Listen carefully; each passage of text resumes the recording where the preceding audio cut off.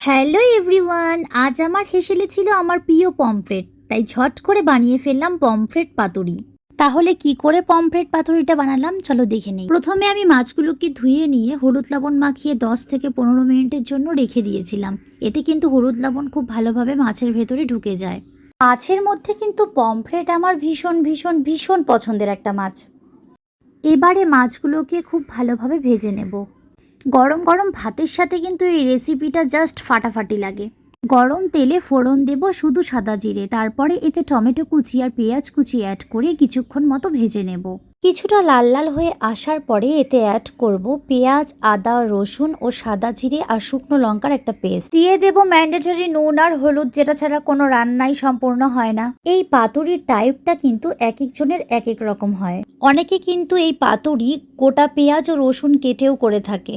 গোটা বলো আর মশলা পেস্ট করেই বলো, পাতুরির টেস্ট কিন্তু আমার কাছে সবসময়ের জন্য ভীষণ ভালো লাগে। তোমাদের কেমন লাগে অবশ্যই জানাবে।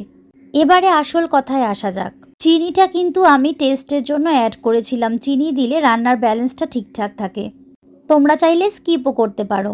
মশলা কষে এলে তাতে জল দিয়ে 2-4 মিনিট ফুটিয়ে নিয়ে তাতে মাছগুলো দিয়ে দিতে হবে। এবারে গরম মশলা ছড়িয়ে দিলেই কিন্তু আমাদের পাতুরি রেডি। পাতুরি নাম হওয়াতে ঝোল যেন একদমই না থাকে সেটা কিন্তু খেয়াল রাখতে হবে। ভিডিওটা ভালো লাগলে একটা লাইক করে দিও। দেখা হবে পরের অন্য কোনো ভিডিওতে। টাটা।